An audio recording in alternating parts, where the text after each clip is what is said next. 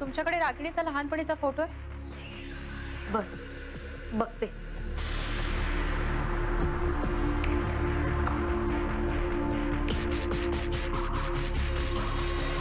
Hello sir. अरे इथे रागिणीच्या आईने कन्फर्म केलंय की हीच खरी रागिणी. हो, त्यामुळे आता इथे थांबायची काहीच गरज नाही. तुम्ही पुढे वा. तसंही तुम्हाला मुंबईत काम आहे ना. मी आणि मनाली नंतर येतो. ओके, ठीक आहे. ठीक आहे, निघतो आम्ही. ओके. मॅडमनी आपल्याला इथून जायला सांगितलं. इथे थांबण्यात काहीच पॉईंट नाही.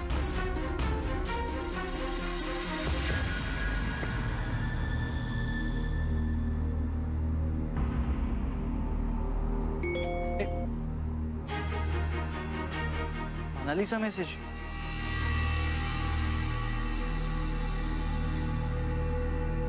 मॅडमनी आपल्याला इथेच थांबायला सांगितलं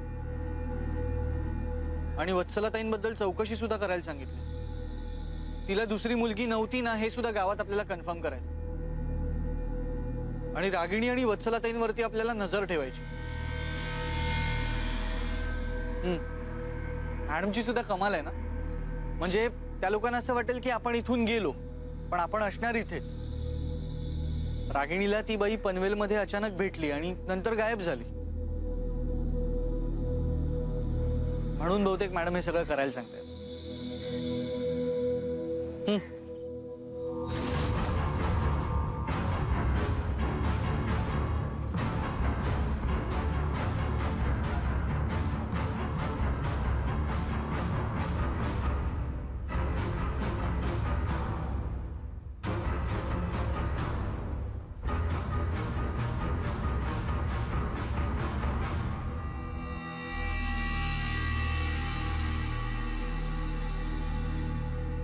हा घ्या.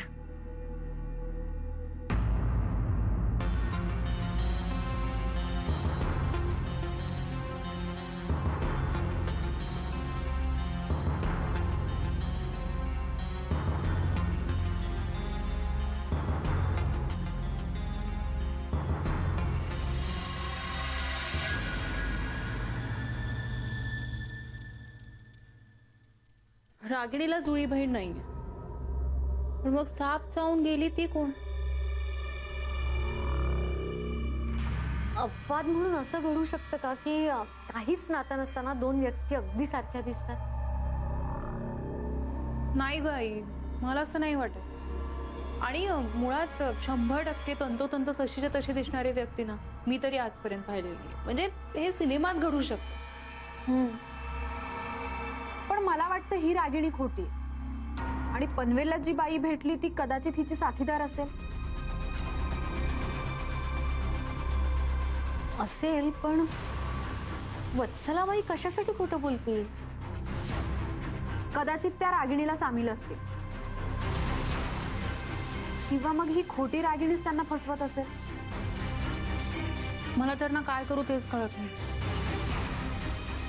आई सुभेदारांच्या गावातले सगळे लोक, डॉक्टर, सगळ्यांचं हेच म्हणणं आहे की खरी रागिणी गेलीये.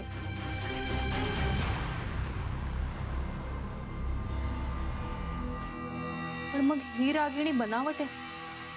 तिचे अश्रू खोटे आहेत.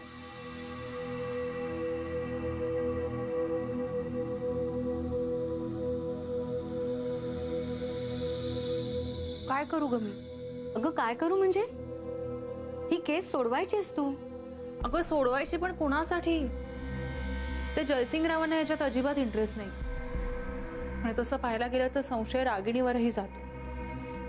अस्मिता, तू नेहमीच सत्याच्या बाजूने उभी राहतेस. याही वेळेला तू अशा व्यक्तीच्या पाठीशी उभं राहायचंस जी व्यक्ती मनाने निर्मळ आहे, निरागस आहे.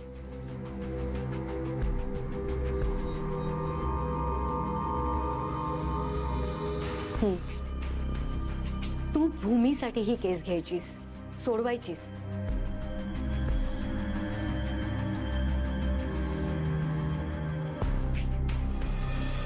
हे बघ, बाकी काही असलं ना तरी भूमीचं आईबद्दलचं प्रेम खरं.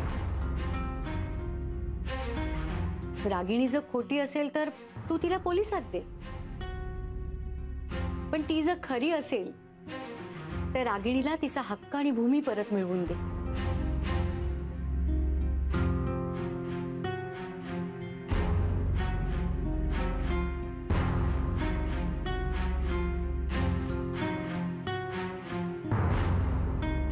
थँक्स आई, तू माझ्या मनातला संदेह दूर केलास. मी आता रागिणीला अजिबात जाणवू देणार नाही की मला तिच्यावरही संशय. पण मग आता सुरुवात कुठून करू? सुरुवात